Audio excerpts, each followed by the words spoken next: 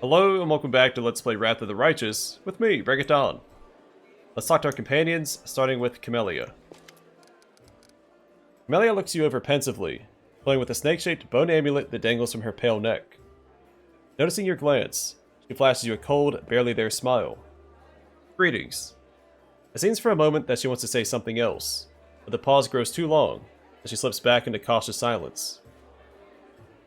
Tell me about yourself. You want to know more about me than you already do. Why? Camellia arches a dainty brow. I talk to the spirits of this tormented land, and they guide me in battle. I'll help you fight the demons, and I swear that you can rely on me in this matter. Isn't that sufficient? Where did you learn to wield a rapier so well? I had good teachers, although they don't get all the credit. I'm a most diligent student. Camellia licks her parched lips. Your amulet is quite unusual. Where did you get it? Ah, my little trinket. It's so nice of you to notice. But I assure you, this amulet is nothing but a bauble.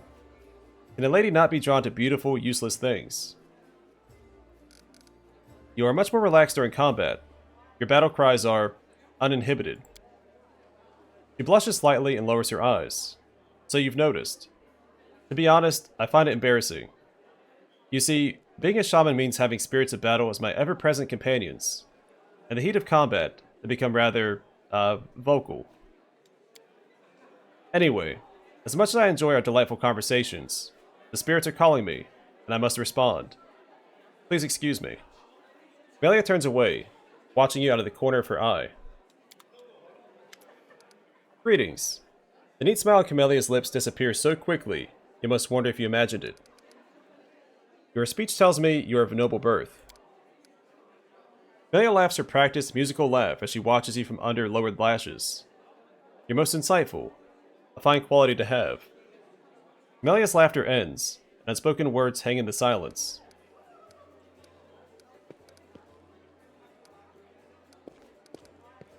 Still, I believe that being of noble birth does not give anyone the right to look down on others. Is that so?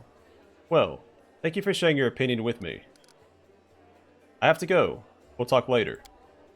I won't keep you. The dawning smile on Camelia's face freezes and quickly dies away. So Camellia is the exception to the rule, but for the most part, your companions share everything with you right off the bat.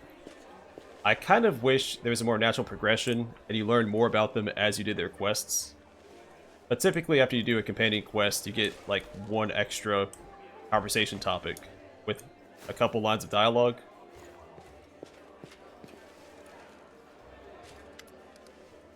Seelah makes sense though, because she is a bit of a conversationalist. Seelah smiles at you warmly. Hey there. During that march through the dungeons, we never got the chance to exchange a proper greeting. It's high time I shake your hand. I'd like to know more about you. Of course. Ask anything. I'll answer honestly. Tell me about yourself. Where are you from? I'm a little bit from Geb, a little bit from Katapesh, but mostly from the Knights of Iomedae. I was accepted and began my training at 14. I belong to their ranks more than I belong to any other place. You come to Mendev by a long road, haven't you? A very long one. Seelah looks at you cheerfully.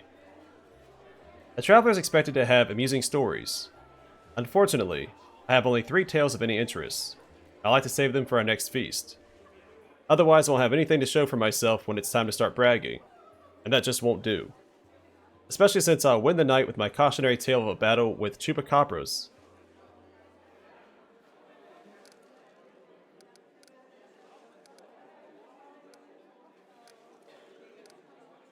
What a feast it will be. We'll talk when we celebrate our next victory. I like your attitude. We'll never overcome grief and misery without hope for the better, and dreams of brighter days. When made you become a paladin of Iomedae? Seelah's gaze sharpens momentarily, then she sighs. That's a serious question and a good one. You should ask it of your companions.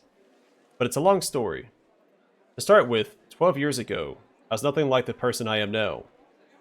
I roamed the streets of Solku with the other homeless orphans. I stole, I fought, I was a hired sword for a bit. Not the proper origin for a paladin, is it? Back then, Sulka was a city of orphans, widows, and widowers. Gnolls decimated the city regularly.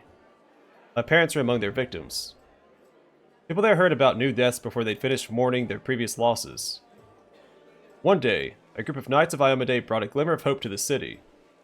While others saw them as saviors and protectors, I was busy pricing up their noble horses and their gleaming mithril armor, wondering just how much one of their pretty swords would fetch. Haha. A thief lives one day at a time, that's what they say. I was the type that never thought past the next job. Anyhow, I was able to sneak into the Knights' camp and steal one of their mithril helms. Seelah pauses, her voice sad and measured. I was right there when a Gnoll attacked the helm's owner. Asami, or Akami, was her name, and dealt a blow to her unprotected head. I know, like all those others she'd fearlessly driven from the gates of Sulku. That one blow was fatal. Who was really to blame for her death? The Gnoll attacker, or the young thief named Seelah?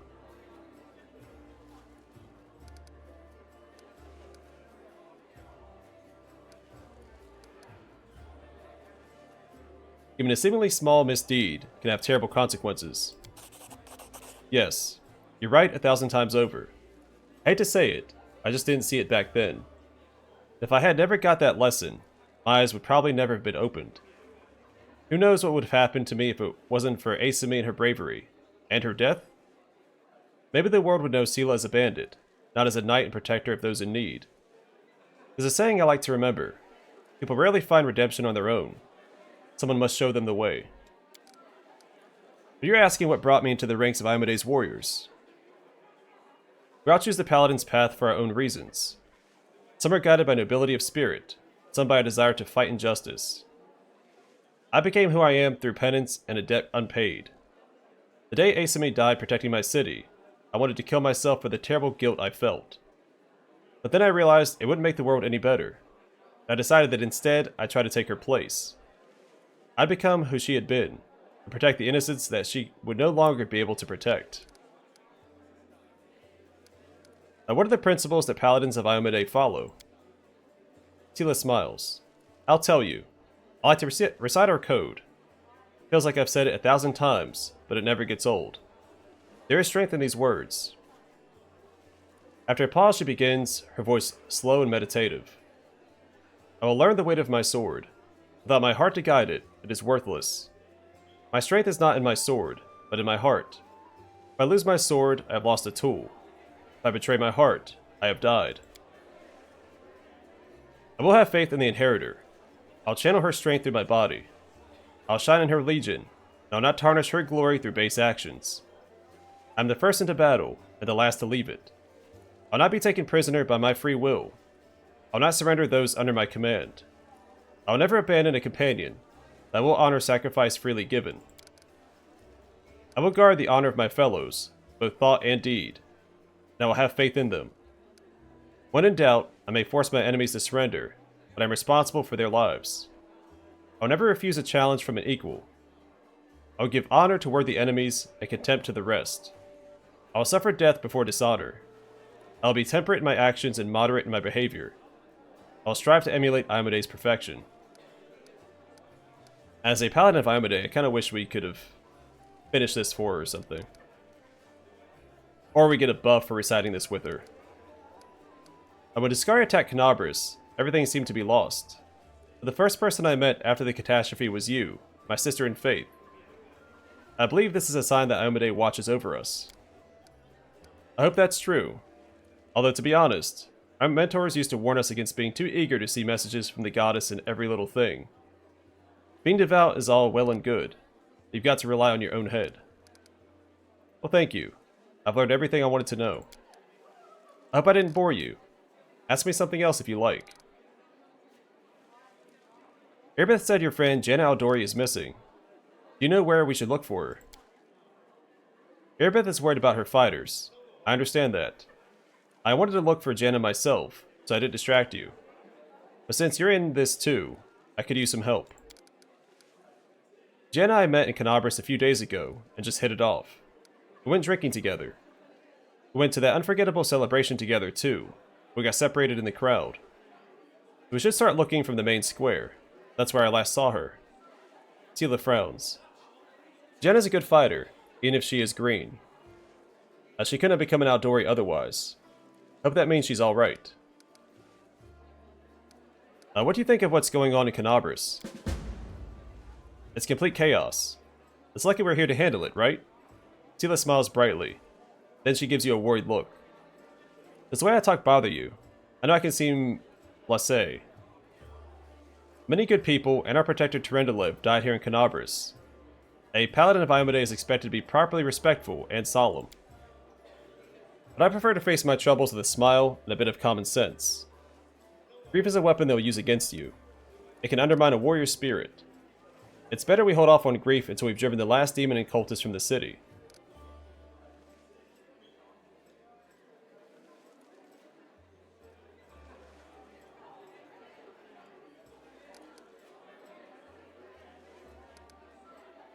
I'm not bothered by how you talk. What matters is how you fight. Now you're talking sense. Well, you can trust in my sword. Is fighting demons all you want? Or are you looking for something more? How about covering myself in glory, becoming the hero of 100 ballads? Or at least a dozen, if they're lively ones. Seelah's eyes shine cheerfully. Anyway, to be more serious. The area around the World Wound is the best place for a paladin who wishes to defend the weak and serve good. Being part of the crusade is reward enough for me. But there's something that worries me. I don't want to sound like I'm criticizing my brothers in arms, but the Eagle Watch and the other orders are focused on just one aim, the war against the World Wound. That's why they can sometimes overlook the smaller things. Ordinary misfortunes, you know? I always liked being a wandering knight, because any moment I could get up and go help a poor rat folk whose family had been kidnapped, or an old woman whose favorite dog had gone missing. So here's my answer. I don't have some big, important goal. I'll be happy to help those who need it. A little bit here and there.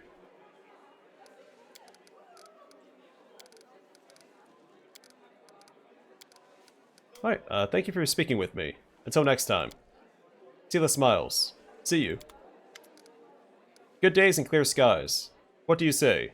Where are we off to today? Alright, our buddy Lan. Lan greets you with a nod. Here for a chat? I'm waiting for you to come and see what strange beast you've taken into your party. I'd like to know more about you. Let me guess. Your first question is, can you wear a hat with your one horn? Am I right?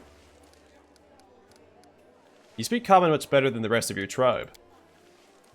Funnily enough, common isn't all that common underground, Lan says. Your observation is correct. I used to live on the surface with my parents for a while.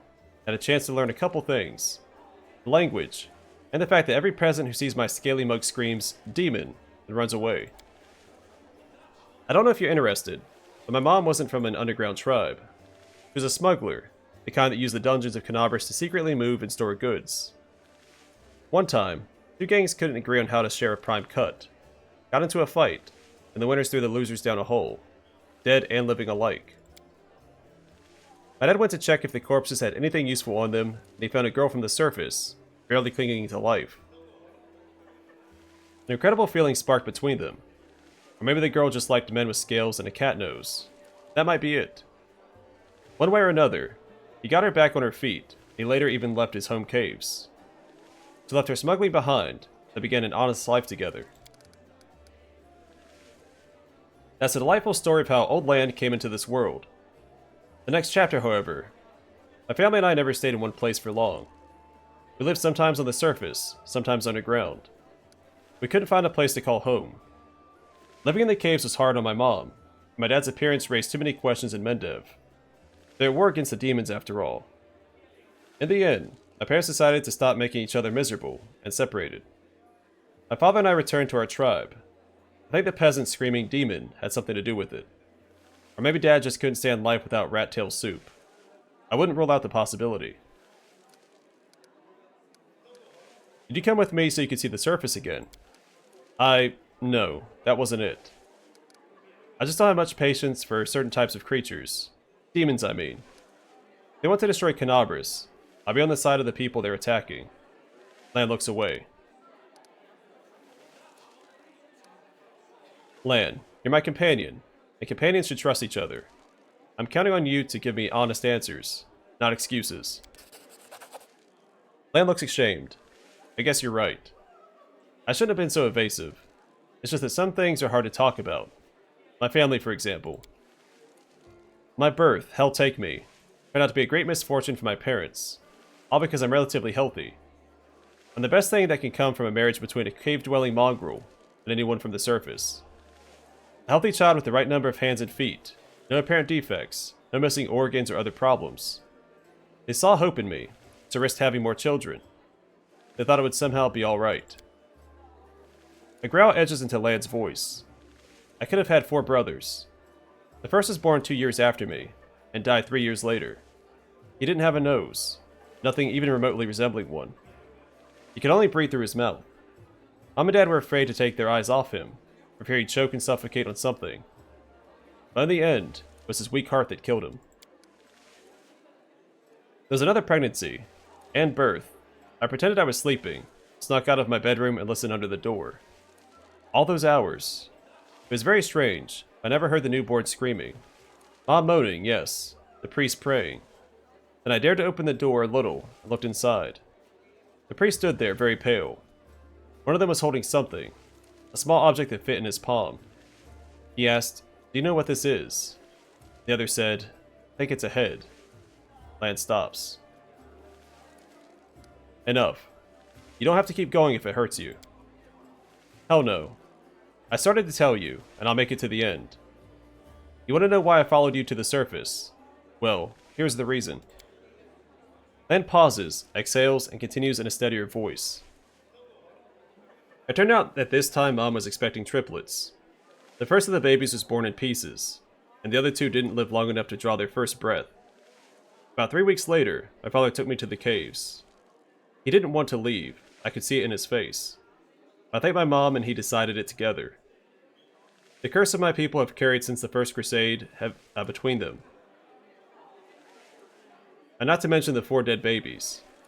And old age was rapidly taking its toll on my father. After we returned to the cave, he only lived another 4 years. So if you're asking me why I decided to go up with you to the surface and join the Crusaders, well, the answer is, I've always wanted to. I was afraid to leave my tribe, but it always haunted me that I'd die in a world where 4 crusades could do nothing to stop the beast from the abyss. And the number of victims kept growing. I want to change that, or at least try to. And if changing things is too much to ask, then at least get a little revenge. The ones who are behind the world wound owe me a great debt. The lives of 4 brothers, all my mother's tears, my father's broken heart. It's a lot. It's so much that killing a couple of demons won't do it for me. I want to do something real, and am ready to pay any price. Call it my personal crusade if you like. Lan gives you a slanted grin. I used to think that things would be better if I had never been born. But now I think I was born for this, to settle the score. Why didn't you go up and join the Crusaders before? I couldn't just abandon my tribe. I'm their best hunter. They'll have it much harder without me. But now that the demons have nearly destroyed Canabris, and the caves almost collapsed on our heads, sitting and waiting it out just wasn't an option anymore. Anyway, I'm more useful up here than I am down there. Plus, the chief let me go, which means my debt to the tribe has been paid. Would you like to find your mother? No. Word flies from Lan's mouth faster than an arrow. Then, after a pause, he continues. I don't want to meet her. Not because I feel any resentment. It's just that she's a half-elf. She's barely got her first gray hair, and I'll be a ramshackle old man. She's buried enough children. There's no need to make her witness the death of another one. I hope you understand. I am very sorry, truly. Lan smiles, this time sadly. Well then I'm very lucky. I met someone who not only helped me choose the right path, but is happy to listen to my whining. Your parents' love didn't survive hardship, but that doesn't mean the same thing will happen to you. What if you find true love? Someone who won't leave you no matter what. I break my beloved's heart when I die in her arms 5 years later. It's a fine thing to do to the person you love. Then again, there's a chance I'll inspire some tragic bard to write a tearful ballad. Thanks for sharing, Lan. Thanks for listening. Tell me your story again. I'm just doing this to gray out the dialogue. Oh wait, is this new?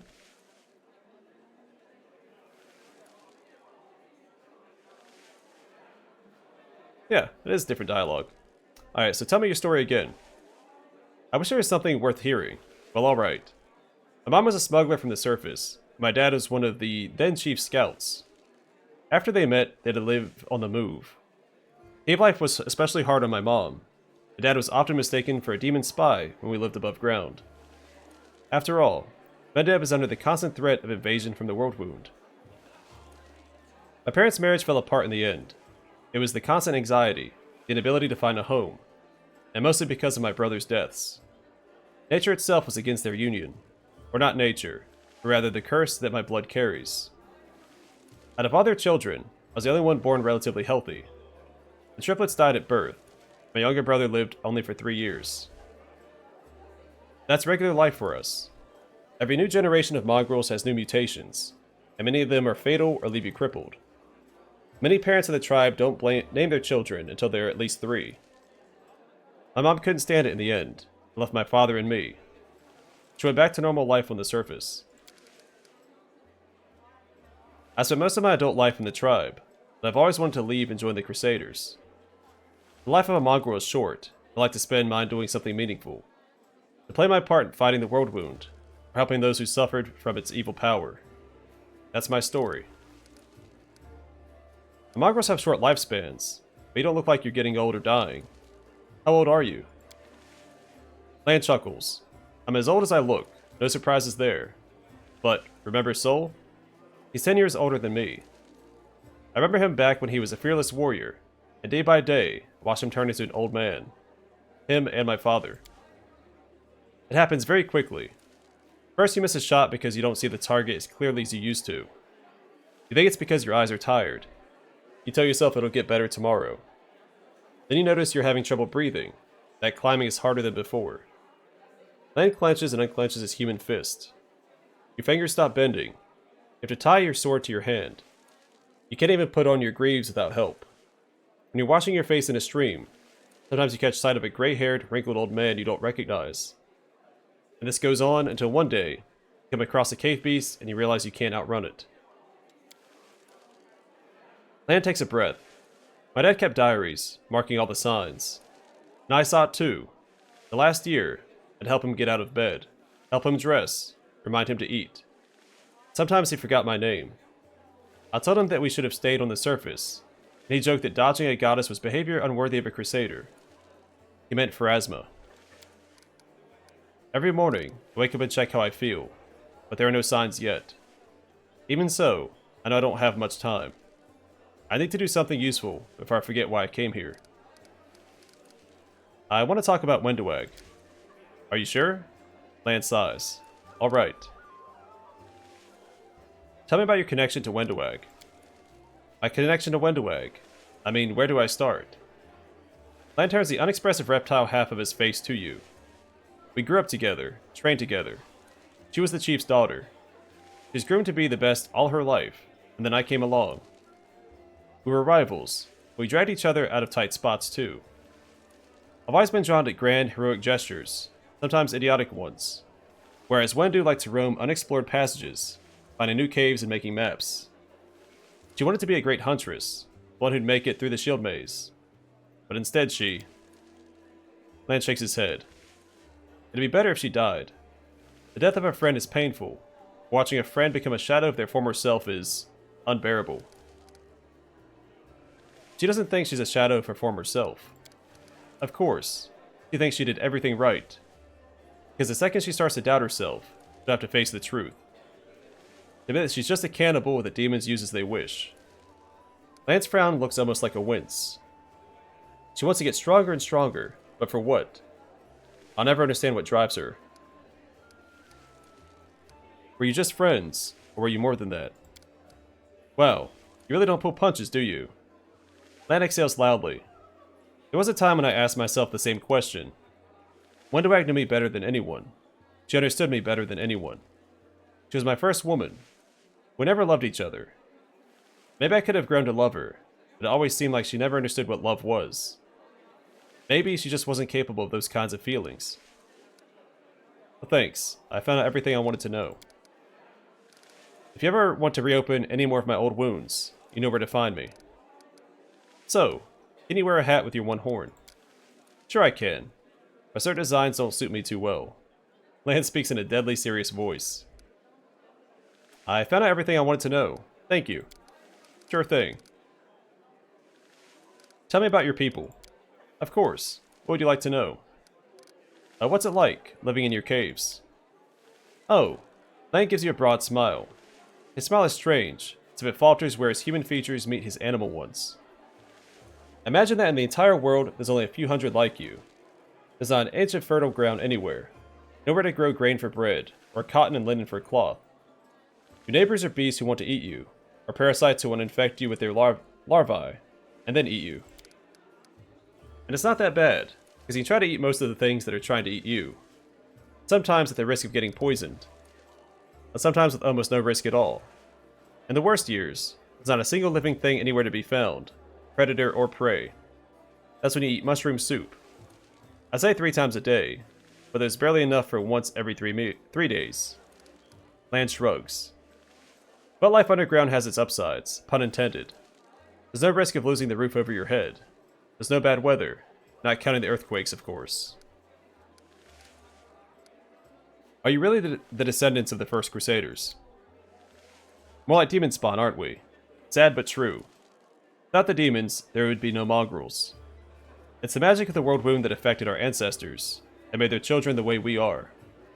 Like most in our tribe, Chief Soul fancies himself a descendant of the underground Crusaders, the ones our heroic ancestors left to guard the caves. I don't know if it's true or not. The angel came to our caves for a reason. Maybe he remembered us. Those were evil and dangerous times after the First Crusade. Hundreds of Crusaders began having children. The babies were born with fangs and horns, and warts that covered half their face. People didn't like the new look. The Inquisitors sure didn't. So our ancestors fled persecution, made a home for themselves down there, under the ground. They probably intended to find a cure for their children, hoped to return in time, but it never happened. Instead, the World Wound's terrible legacy was passed down from generation to generation. Mongrel parents can only guess what their children will look like. Each of us is born with a new mutation. Many mutations are fatal. Land stops, then goes on quietly. Down in the caves, we usually don't congratulate the family for the birth of a child, until they turn at least 3. Most don't even get a name before that. There's no point. It hasn't been that long since the First Crusade. But why do you know so little about your ancestors? Our lives are much shorter than most uplanders. Up here, only a few generations passed, and many still live, remember Old Sarkoris as it stood untouched by the demons. Galfrey, for example. But where we live, mongrels start getting old much earlier than humans, much faster, and with more devastating consequences. Few live past 40, and fewer still live long enough to die of old age. Hunger, disease, and monsters from the deep are more effective killers than time. So for us, the story of the First Crusade is a legend that happened generations ago. There are no living witnesses. We have a tale of the wise and great ancestors who left us to stand guard in the catacombs. But in reality, I suspect they were desperate wretches who couldn't figure out how to dispel the demonic plague, and who were abandoned by their own kind. You have a way to tell day and night. You can't see the sun in your caves. Every mongrel settlement has a big gong, which we treat like a relic. The gong keeper hits it twice a day to mark the beginning and end. But this custom doesn't keep time very precisely. Every mongrel child is snuck up to the gong to strike it at the wrong time at least once, just out of pure mischief. Nothing could keep me away from it, not even the fact that I only have one ear, which means it would take double the punishment once I got caught. So sometimes the wrong strikes get mixed in with the right ones, and the tribe can find itself jumping up to greet the morning in the middle of the night. Do mongrel tribes fight each other? There were some skirmishes. I've been forced to kill my kinfolk before too. Lance speaks in a steady voice. Fights most often break out over food. We have laws in the caves, written and unwritten rules that we follow. Respect one another's right to live, but hunger can push a person over the edge. I've never, you can count on that, stolen someone else's kill. But I can't understand those of my kin who tried. To hear your kids begging for food and not be able to feed them is terrifying. He frowns and goes silent.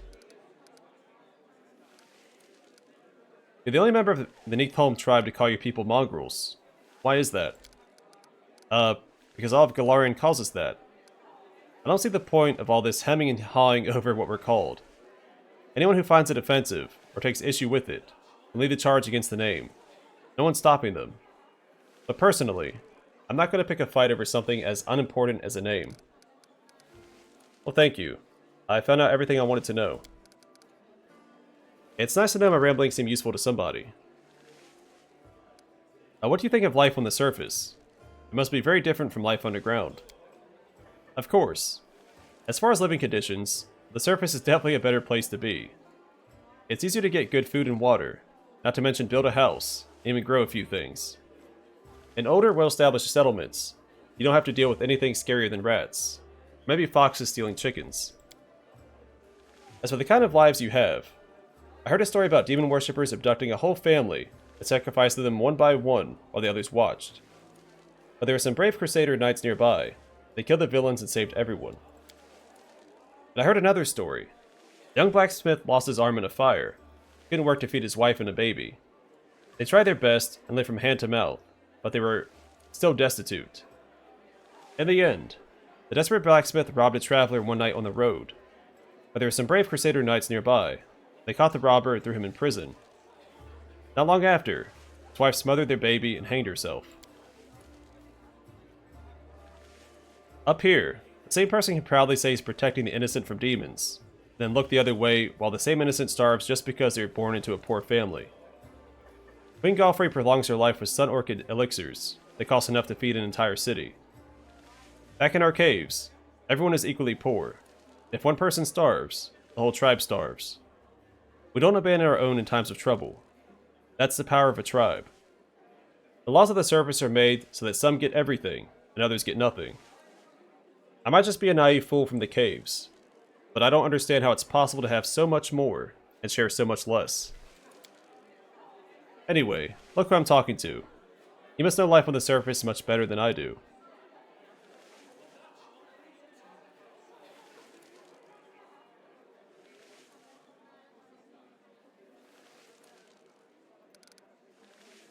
I never leave a needy person in trouble.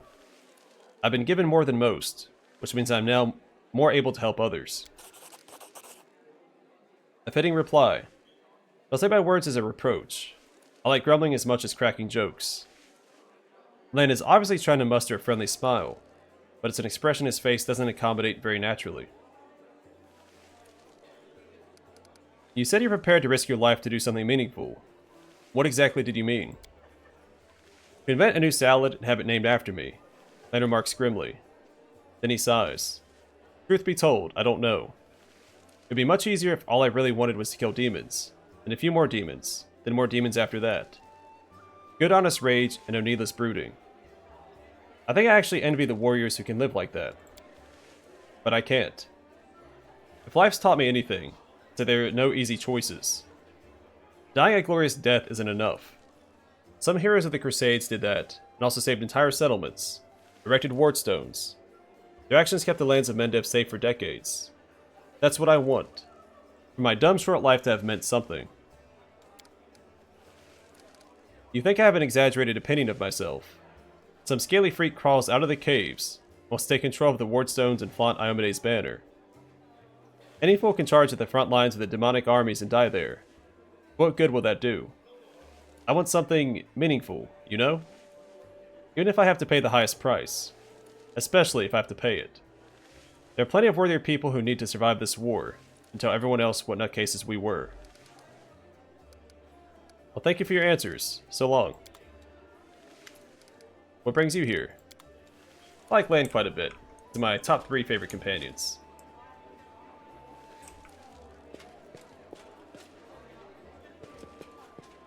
What do we have left? We have the group over here, we have Erebeth and Hilor. A tall athletic man greets you. His hair is prematurely gray and shorn close to his head in a military style. He is lean and well-groomed, and a monocle twinkles coldly in his eye. The bold set of his jaw and his large but agile frame attest that there is a man who is always ready to be on the move. Like that here is a man. Greetings. I am Hilor, Venture Captain of the Pathfinder Society. I'm the superior officer among Pathfinders in this region of Mendev. However, the Society is running almost no operations here right now. Besides me, there are almost no Pathfinders here. Actually, I'm only stuck here because of an old feud with a demon worshipper known as the Spinner of Nightmares. I've had to work alone, without the support of the Society. But I've made a lot of acquaintances among the local mercenaries and daring fighters.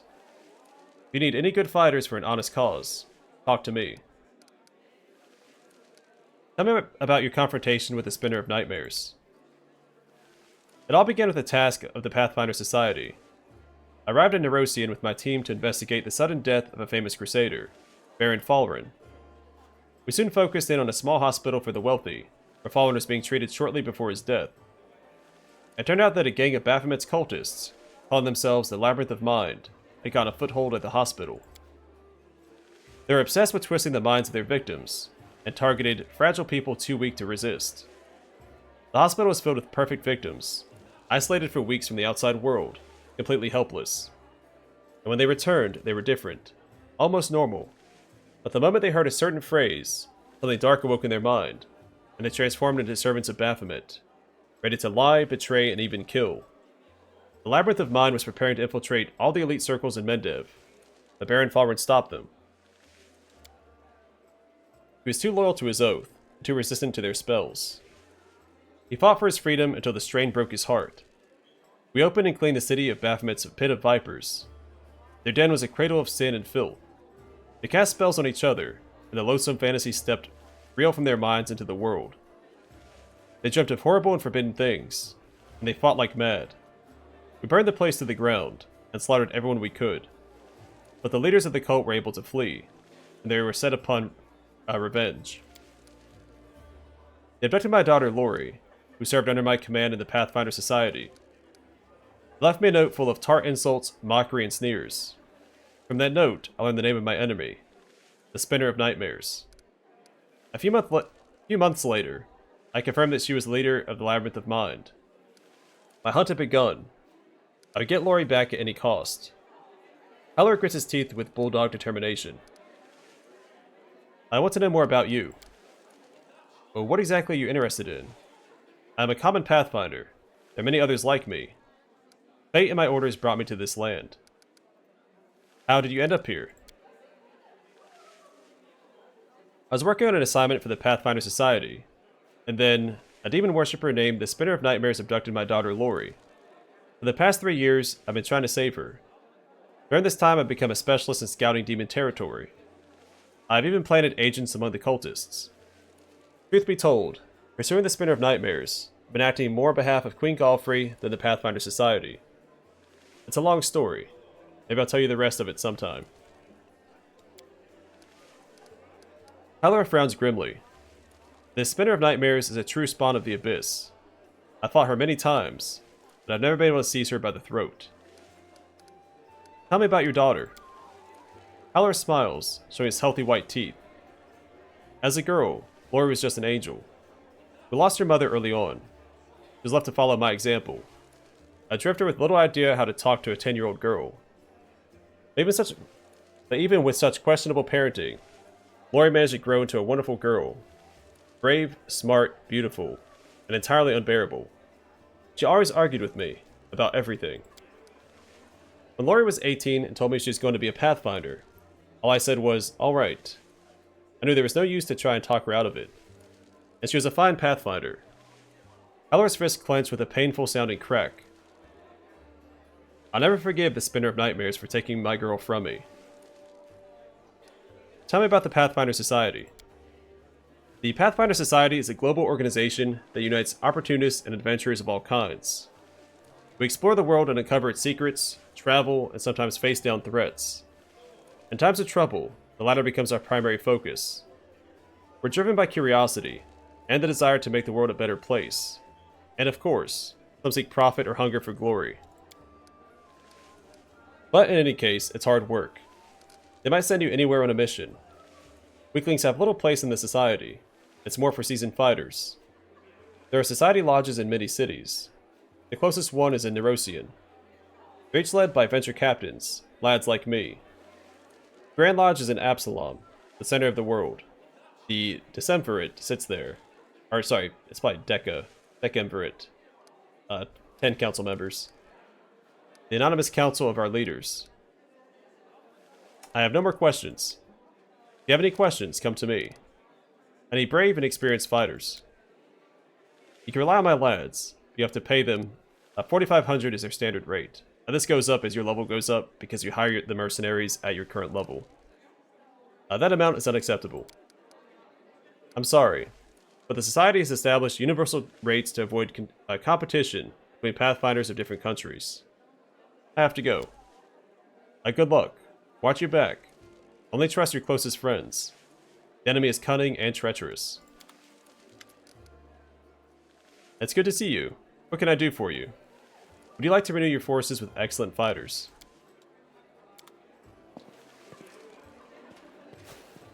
Alright, well I had planned on talking to the rest of the NPCs here, but I save that for next time. All we have left is this group here, Irabeth, then we need to talk to Woljif, and there's a guy outside to talk to as well. I think we'll save that for next time, then if there's time we'll leave the Defender's Heart and start adventuring. We need to get Woljif out of jail first because we're going to do his quest before we do anything else. For one very specific reason. But either way for now, thanks for watching. Hope to see you guys in the next one.